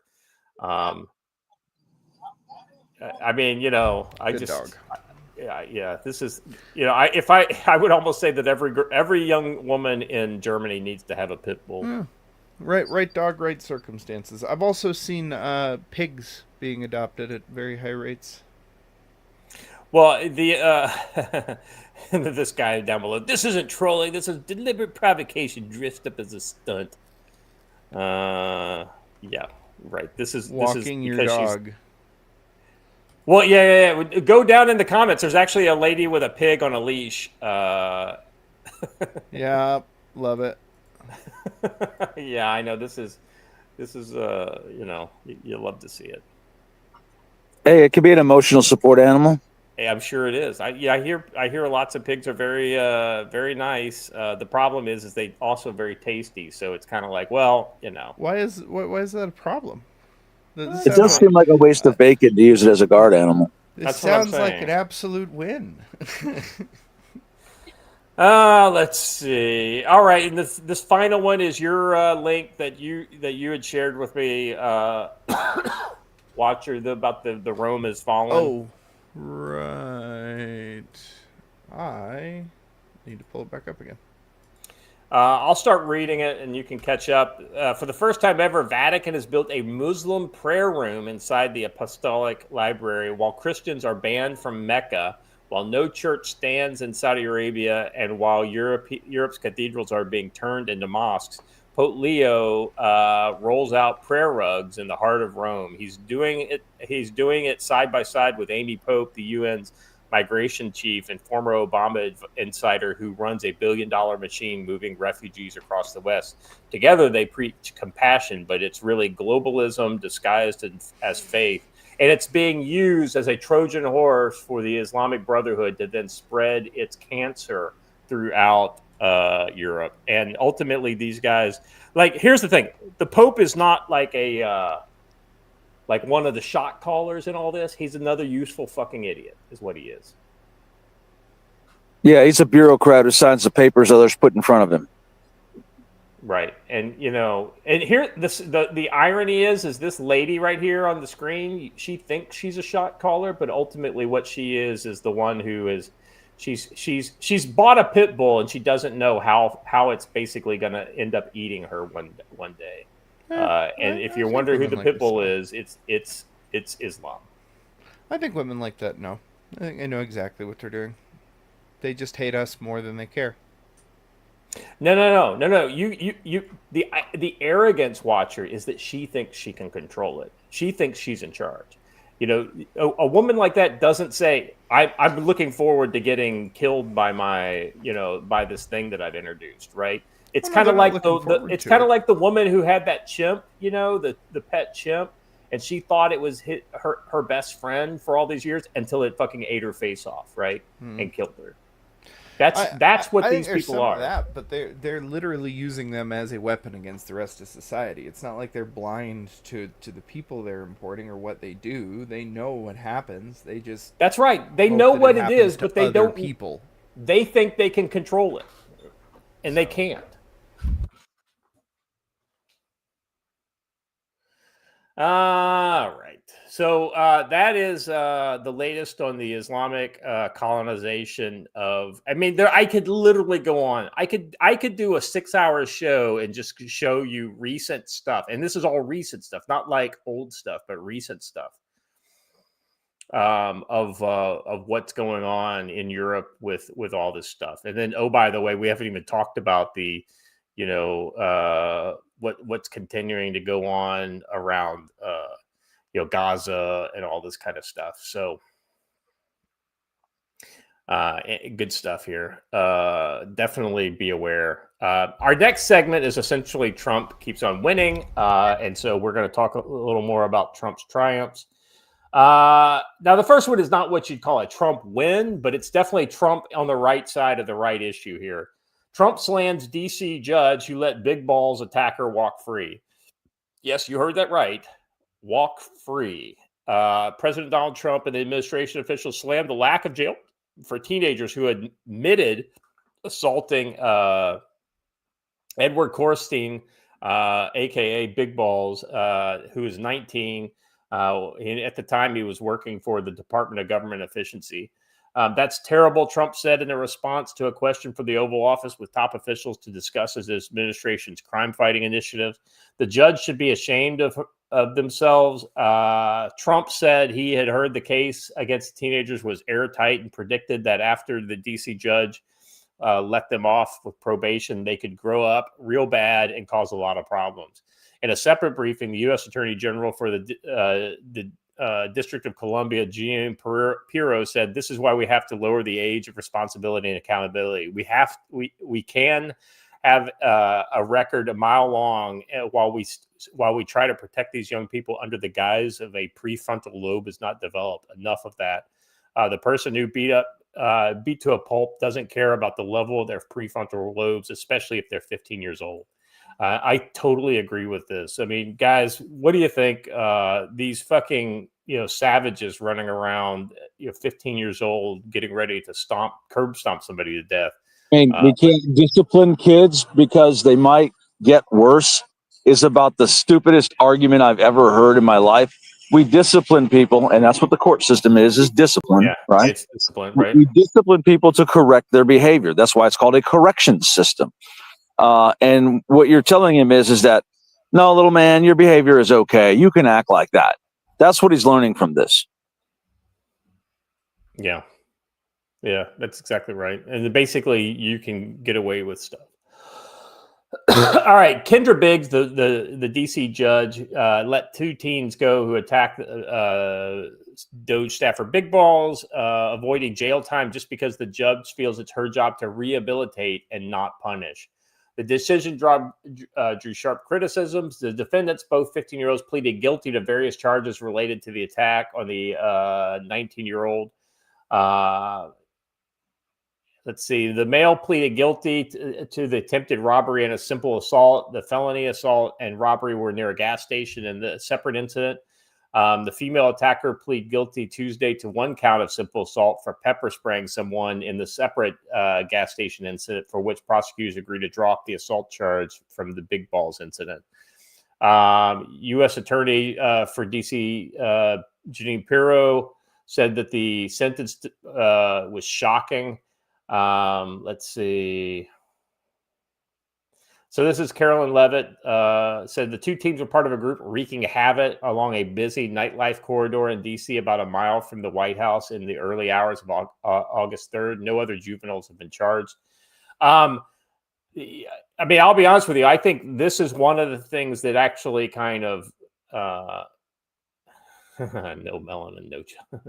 So Lance Corporal veteran for $2 says Razorfist said it best: no melanin, no justice. I mean, I think that she's wrong in her role. It's not the role of a judge to rehabilitate. It's the role of the corrections department and the criminal justice system to rehabilitate. But the judicial branch is simply there to decide on matters of fact. And yeah, I mean, how is probation rehabilitative? Well, they tell them that if they commit any other crimes, they'll revoke their probation, which is false, right? It has to be a pretty bad crime for them to actually take any sort of action on them. But it's not rehabilitation. I mean, there's no rehabilitating these people when the system doesn't want to. Yeah. No, you're 100% right. By the way, I missed a super chat from Lance Corporal veteran earlier for $5. He said leftism doesn't oppose Islam since it's not Western, and the end goal of communism is to end Western civilization. So all are quiet when conquered by Islam. So here's the thing: like, communism hate Western because communism is Western, right? Like literally, it took a Western thought to come up with communism. It just doesn't like anything Western that isn't communism. And so ultimately, when Islam and communism come together, if there is no other enemy, they will fight at each other like rabid dogs. The problem is the communists right now are too stupid to realize that Islam is not their friend. And ultimately they think they can control this. And it will, like I said, it's the chimp that will one day rip their face off. And Marxism and Leninism is a great tool that the more extreme Islamists use to bring moderates to the table, right? Exactly right. So exactly both right. are using each other. So exactly right. I just feel like the way the Islamists are doing it right now is way smarter than the way the globalist communists are doing it. Let's see. All right. Anyway, so I wanted to I thought that was good that Trump actually, here's the thing. Trump is bringing a spotlight on a lot of these kind of small issues that are really important in the larger question of things. And I think that's a good thing. I think, and for him, that's a win, right? He's using the bully pulpit of the White House to bring, information to a pretty wide audience about this. Because I don't, he was asked that question by the media. So, if he wasn't doing these media engagements, he wouldn't, he probably wouldn't have made a speech about this. So I think it's very good. And he uses his time in the media wisely. All right. Speaking of the media, how Trump crushed the left's media machine. Gentlemen, I don't know if you saw this or not, but did you see the complete entirety of the Washington D.C. press corps get ushered out of the Pentagon? Did you guys see this? Yeah, and they did so rather loudly and like a bunch of whining little somethings. Well, the funny thing is I thought it was all very self-congratulatory, right? Like, oh, we're getting kicked out. Well, it's like, okay, great. You made your selfie as you're walking out, but guess what? Tomorrow, nobody gives a shit. I've heard it reported by several members that basically the press news. I don't already. It's not going to be tomorrow. I don't already care. I know, right? And that's what I'm saying. The only reason I care is because I'm talking about it here on the show. But Watcher, what were you saying?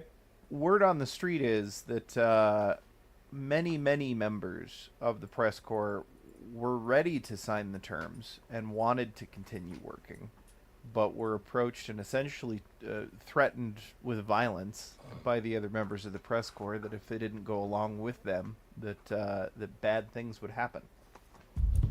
Well, so what I heard was that that it was essentially the reporters were ready to kind of to go along to get along with the with the Pentagon, but the corporate masters were kind of like, listen, we're not doing this. And I think that included like Fox News, and even, I think it was even OAN signed it, but it was Newsmax that did not, which I thought that was kind of interesting. Well, I don't know.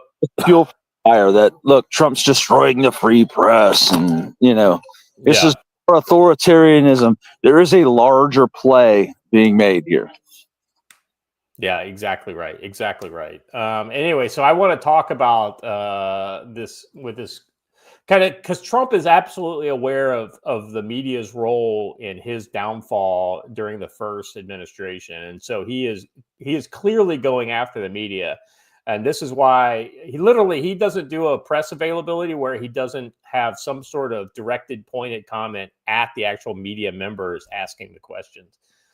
Let's see. Donald Trump is the master of memes in the media. No modern political figure understands better how to energize the long, humiliated conservative patriotic soul that's been crushed by decades of left-leaning liberal media.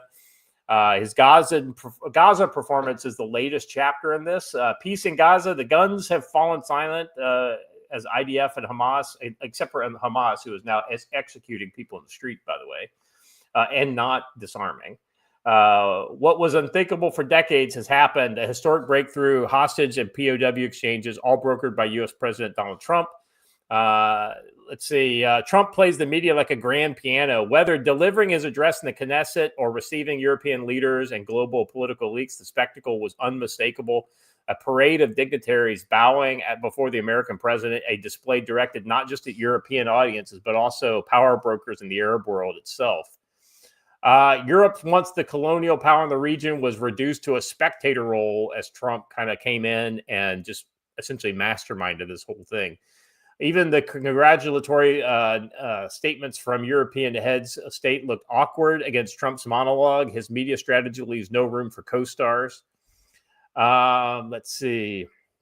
The area of European globalism sneaking through American backdoor via forums like the World Economic Forum is over.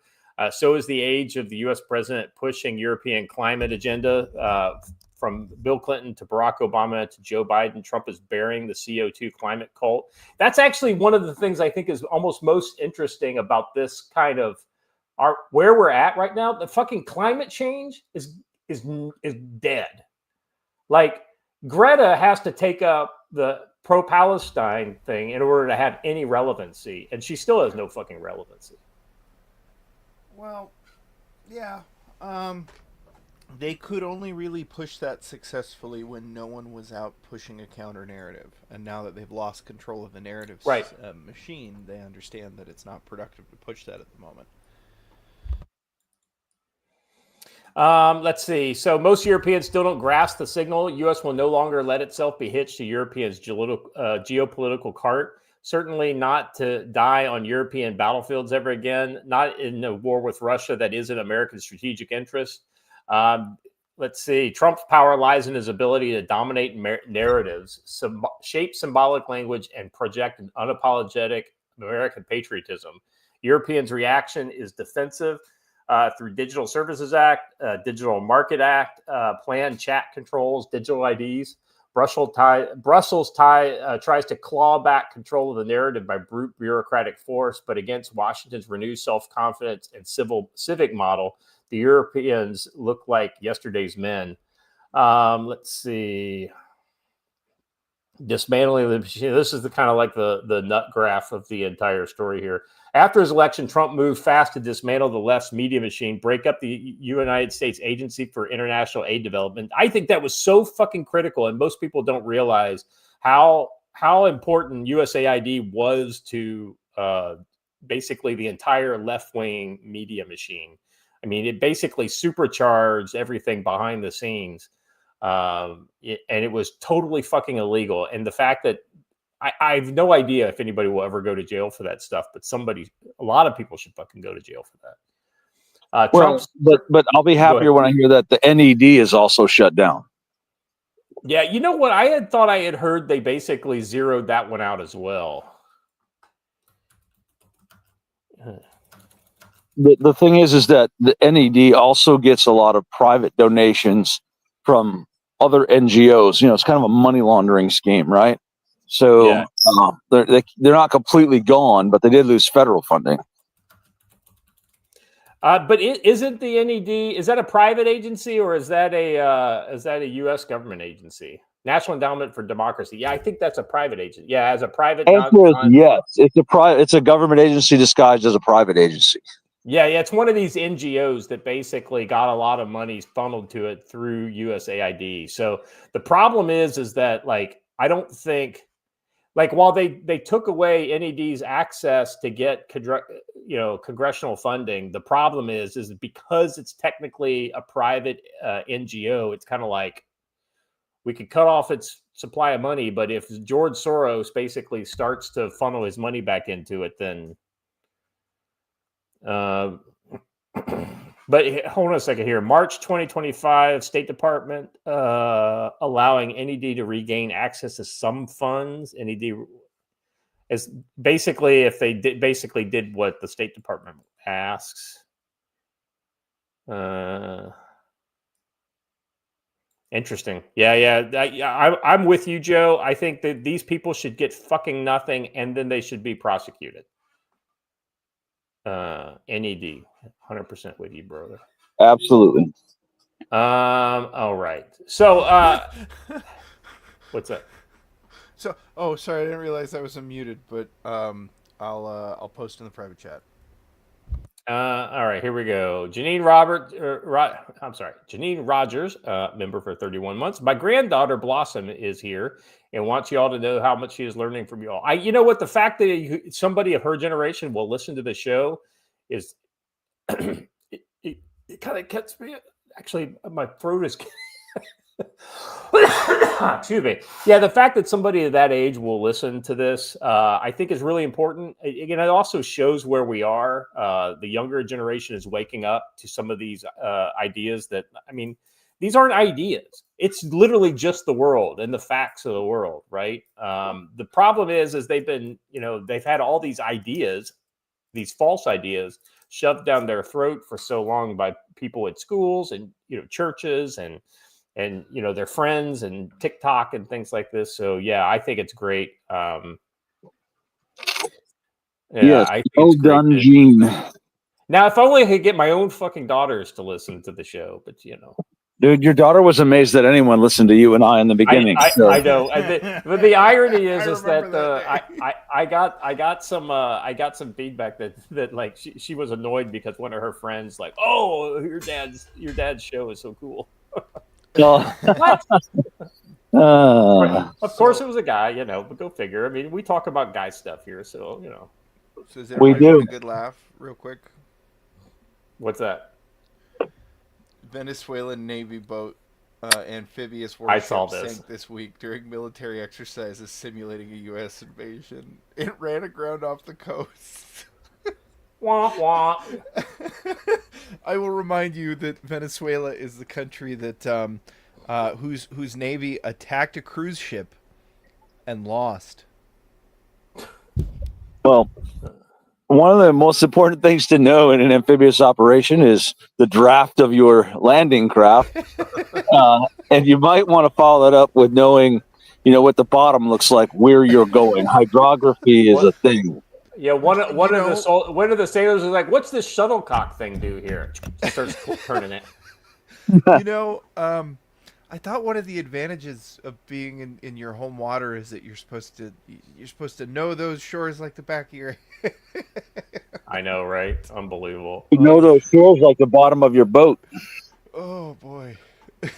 You know how often a ship like that sinks, though? Pretty often. Just the one time. Yeah, just the one. It's a long way around for a joke, but I'll take it.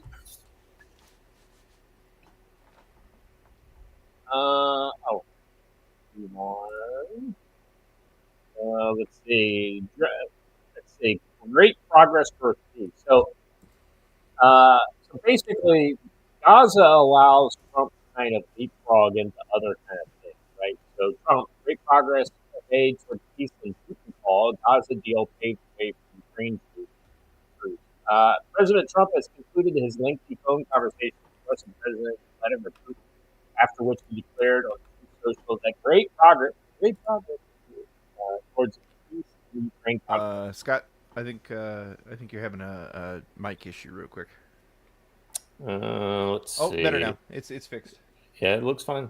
All right. Let's see. He said there's great progress towards peace in the Ukraine conflict. He further called a very productive conversation where Putin congratulated him on the great accomplishment of peace in the Middle East in reference to the Gaza peace deal. I actually believe that success in the Middle East will help in our negotiation and obtaining an end to the war with Russia and Ukraine, Trump said.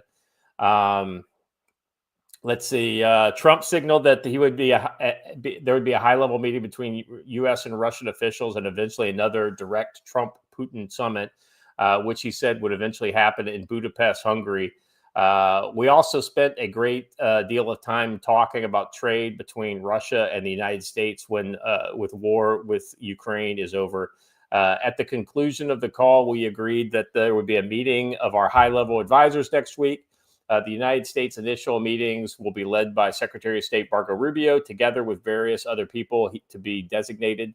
A meeting location will be determined. President Putin and I will then meet in an agreed upon location, Budapest, Hungary, to see if we can bring this inglorious war between Russia and Ukraine to an end.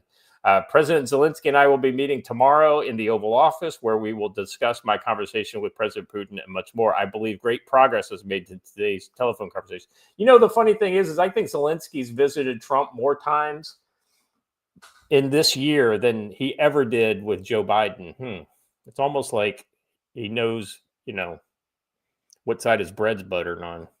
Well, and we've also passed that newness phase, and you're seeing less and less reporting and coverage on the Ukraine war. And I promise you that if it was going well for Ukraine, you would continue to see the coverage, right? Yeah. So I think that Z is looking for the exit. He knows what that requires, and he's trying to figure out what all he can take on the way out the door. Wait a second. Putin? Z. I know, but what does Z have to do with Russia? Oh, I thought you said he was meeting with Zelensky. Oh, Z. I thought you meant Xi, as in like in China. I was like, what does China have to do with this? Z. Zelensky. Yeah, Zelensky. Yeah, I thought you were saying Xi. Okay. All right. I just misunderstood you. All right. So there is some irony to this. So supposedly Putin and Trump are going to meet in Hungary, but evidently there is a report that none of the European nations that surround Hungary will let Putin fly in. I imagine that once the President Trump gets involved, I imagine that will become. Here's what I thought. When I first heard this idea, Joe, I thought to myself, what would happen if Ukraine decides to try to do an air raid across into Hungary and shoot down Putin's jet as it comes in? I thought that would be like the height of arrogance. That would be an attack on a NATO member. On a NATO member. That's exactly right. Well, here's the thing, though. Think about that last statement. None of the European countries will let Putin fly through to get to Hungary. Yeah. So what they're saying is they don't want to make peace. That's right. That's it. They're willing, as we've pointed out many times, to fight to the last Ukrainian. Yeah. So. Yeah. Very well put. Actually, let me see if I can find that report. I want to see what the source on that was. If it was just somebody like posting that, I don't think it was. I think it was. All right, hold on a second. Putin.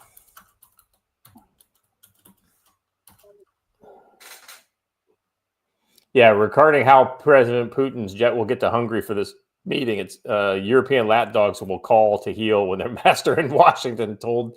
Yeah, that's exactly right. When this is actually a pretty funny picture that I don't know that I've ever seen this picture before. I'm sharing it in the private chat here. Watch it.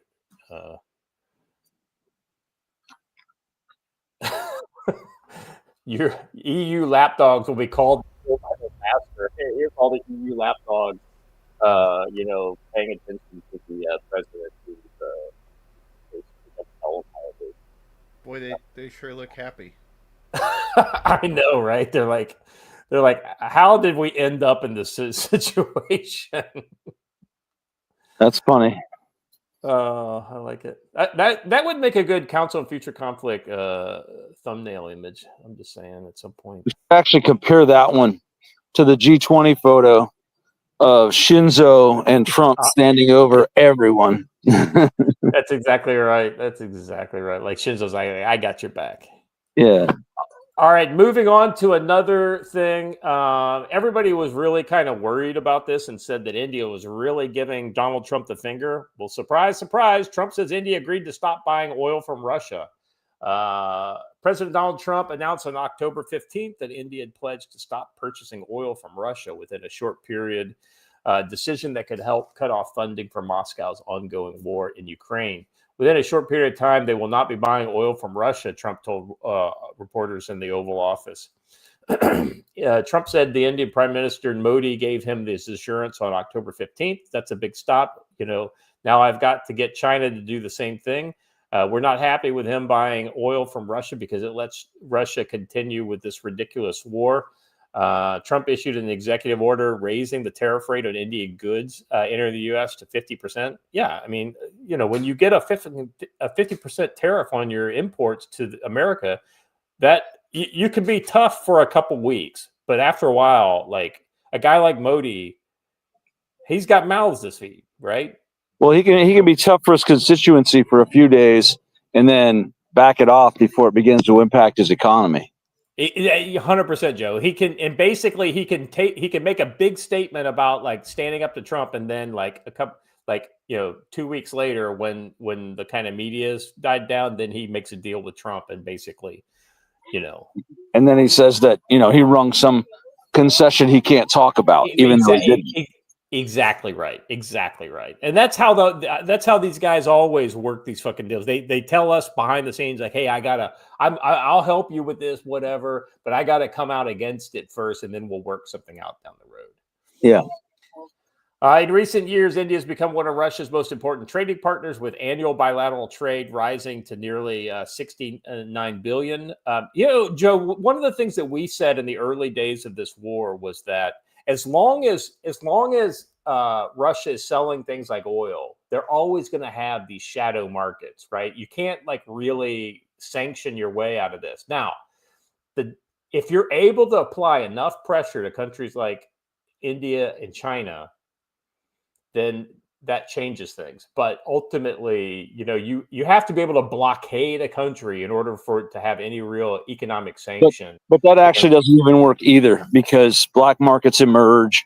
Yeah, and right. I tell you, as murky as the world of money laundering is, the world of cargo laundering is even more murky. Well, ships registered in countries of convenience that are actually owned by nation states, and in the middle of the ocean, out of the trade routes, they'll link up, transfer cargoes from ship to ship, so it appears to have come from somewhere else. I mean, these are fairly common things that happen on the high seas. Yeah, especially with refined petroleum products, you can mix a little bit of Russian with a little bit of something else, and then all of a sudden it's not Russian anymore, right? Even though it's 70% Russian or whatever. So there are a lot of tricks that you can do, but ultimately the people who buy that black market, if you don't have control of them, it's like, it doesn't matter if you have control of the kind of, hey, we're going to sanction Russia. You have to have all control of all the markets in which Russia potentially could use these shadow markets, right? Even then, you'll never get rid of it, but you may be able to pressure Russia, for instance, into some sort of a minor behavior change if you're able to control, say, China. But here's the thing. No matter what, I don't think that Trump's ever going to be able to change China's policy on how they're interacting. So ultimately, I think this may be for nothing. Putin's not going to stop this war until he sees it as in his benefit to stop this war. All right. So that's another win for Trump that he can. And then finally, we've got our favorite war in waiting. We were talking about the boat that run aground, the first casualty in the U.S. war on Venezuela. Trump says he's mulling land strikes on Venezuela, confirmed CIA covert ops. So evidently they basically said publicly that Trump gave the green light to the CIA, basically clear and present danger territory kind of stuff is what it sounds like to me. Though I don't know that they would actually use U.S. troops. It would probably just use dissident Venezuelans because there's a shit ton of those. And Colombians, and you got a lot of people that in that neighborhood who've got a lot of people who like the U.S. in that area that would love to see Maduro go down.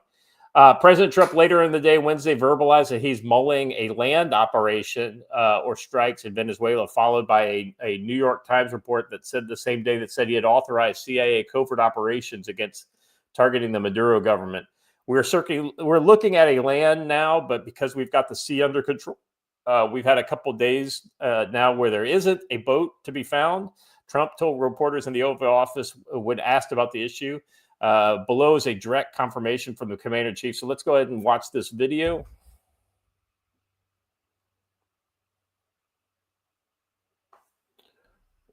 Watcher. Sorry. Having issues with StreamYard. Why did you authorize the CIA to go into Venezuela? And is there more information you can share about these strikes on the alleged? Well, I can't do that, but I authorized for two reasons, really. Number one, they have emptied their prisons into the United States of America. They came in through the, they came in through the border. They came in because we had an open border policy. And as soon as I heard that, I said, a lot of these countries, they're not the only country, but they're the worst abuser. Does the CIA have authority to take out Maduro? Oh, I don't want to answer a question like that. That's a ridiculous question for me to be given. Not really a ridiculous question, but wouldn't it be a ridiculous question for me to answer? But I think Venezuela is feeling heat, but I think a lot of other countries are feeling heat too. We're not going to let this country, our country, be ruined because other people want to drop, as you say, their worst. They have given us their worst. Trump is an absolute baller. That was a beautiful statement. That's a ridiculous question. Well, he even said it's not a ridiculous question to ask, but that would be a ridiculous question for me to answer. I know, that was a total baller move. He said, your question wasn't ridiculous. Just me answering your question would be ridiculous.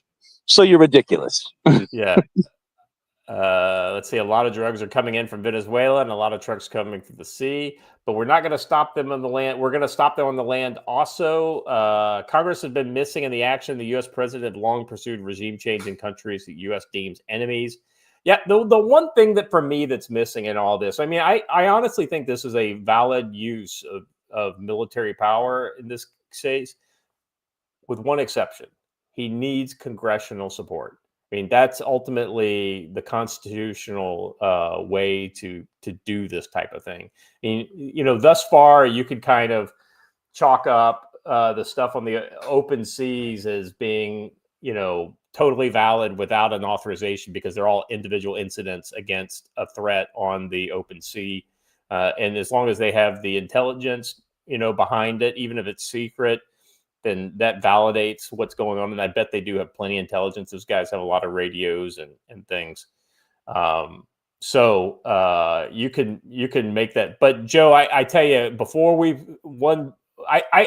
get within 12 miles of Venezuela, I want to see some sort of congressional authorization for. Yeah, no, I agree for any sort of a strike or any sort of a movement. But I don't think when he said that, he didn't mean a land incursion. He said, stop the. Stop the. You broke off when you said stop the.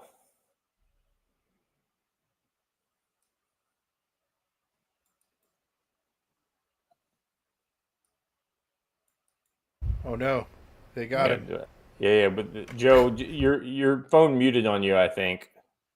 No, I was done talking. Oh, when you said when they stop and you got cut off in mid sentence, so. Oh, I guess that maybe the signal dropped out. So when he said stop them on land, it could be in Mexico, it could be at the Panama Canal, right. It could be literally any of a number of places, right? It doesn't necessarily have to be in Venezuela. That's a great point. There was a lot of ambiguity built into that statement, right? And here's the other thing too. I think he's absolutely valid to do. like CIA action and covert action and things like that without maybe. But I think they would have to kind of brief in the Senate's Intelligence Committee, or I can't remember how that works. It's usually like a bipartisan group on Not with covert the action. presidential finding, they may not have to. So Yeah, I just don't know how that works. I mean, I know how maybe it's customary in the past to do that. I think it's like the War Powers Act, where there's a clock that starts before they have to notify the chairman. So, yeah. And I think a lot of that goes away if they're using, like, say, internal, if they're just assisting Venezuelans who are kind of doing their own thing, because I think that makes it a little easier to do certain actions. So, if you're sending in John Clark and Ding Chavez, it's one thing. But if you're sending in Jose Manuel, the Venezuelan national, it's a little different. it's also different if rather than United States government employees, you are using citizens who are not employees of the government, but might be contracted thereby. Right. That's exactly right. Contracting, so it really depends on who's doing what as to what you have to do. All right. That's about all I have, guys. We're ending right at 2 hours, 1 minute. Joe, you want to talk a little more about what you guys have got going on? And, are you guys going to be doing any live streaming or anything from there? I'm not sure. We may or may not. We're going to talk about that here in a little bit after Matt finishes up this amazing pork shoulder that's been cooking all night in the smoker. Nice. We're going to chat about that. We probably will sometime on Saturday. I just don't know when. We'll get some of these fine folks on video, like George the Laser Ham that I'm looking at, and that man who hangs around with him, oddly. We may get some other folks on for short video bits and maybe save those for Monday or put them out. Yeah. I don't know. We'll figure it out. Well, I tell you what, if there's an opportunity for us to stream again over the weekend or anything, just let me know. I actually have so hey, I want to give you guys a warning. Monday I will be here. Wednesday and Friday I probably will miss the shows because of reasons. Oh, that's all right. I'll tell you guys more about it off air, but we got your back. So anyway, so I just wanted to give you guys a heads up on that. All right, final thoughts, Joe, going into the weekend. What's your crystal ball say about the world? We'll probably see another boat action in the Venezuelan waters. But I also think the biggest thing to watch this weekend is the No Kings protests because they seem to really amping up the rhetoric, and they're really pushing for more action, more street action. And they are, they're going to be a little more violent now. We've had several armed ambushes of law enforcement officers, and I think that's only going to get worse. Yeah, I think you're 100% right there. I think they've been emboldened by what Antifa's been doing in Portland and Chicago and things like this. And there's a lot of leftists that are really getting just out of pocket crazy on this. So it's just a matter of time before one of them cracks and does something really stupid. So, Watcher. No Kings protest. I think is going to get real stupid. Last time they shot, one of the security guys shot two of their own. I think one of them died. Nobody got charged. That was in Salt Lake, guys. I think this is going to be. I don't know if it's going to be really huge as far as them wanting to get the biggest numbers. I do think it's probably going to get a lot more violent because the rhetoric has only been ratcheted up since then. Yeah, that's a good point. I tell you what, I think that the world is poised for some big things. I have no idea on timing, but there's a lot of stuff happening. I mean, whether it's the kind of I think that there's a ticking clock on this Gaza thing too, because Hamas will not. So I just don't know if anybody. That's a good point. Yeah, I don't know if it's going to be the IDF goes in or if other countries are going to basically come to Hamas and say, listen, if you don't disarm, we're going to disarm you. That would be a really interesting wrinkle, and it could not just because Donald Trump has said the U.S. will do it, so it'll be interesting to see how that would work. But if it were a coalition of countries to include maybe some Arab countries, so you've basically got an Arab face on the disarmament forces, I think that would be very interesting. So I have no idea if that's what's going to happen, but what I guess I'm saying is this is something that's going to happen. I think in the near term that we don't know what is going to happen. I think the most likely thing is the Israelis, but we'll see. All right, guys, that's all I got. Thank you for Joe. Thank you for making it from what looks like to be an amazing event. I'm jealous that I'm not there with you. Watcher, let me be honest. I'm jealous I'm not in either of those places. I would love to be back in the States, but alas, I am not. Even the Dusty West would be good. Okay. Maybe not this weekend, but sure. All right, guys. Maybe not till the spring. How about that? That's all I got. Thank you very much. If you haven't done it already, please subscribe to the channel. Hit the bell for notification. Let people know out there in the world that this is good stuff. And people are, Blossom, if you're still listening, let your friends know that these old guys know a thing or two. It can teach the young folks something. Thank you guys. As always, chat, you are awesome. And we will be back in the near future right here. Stay safe.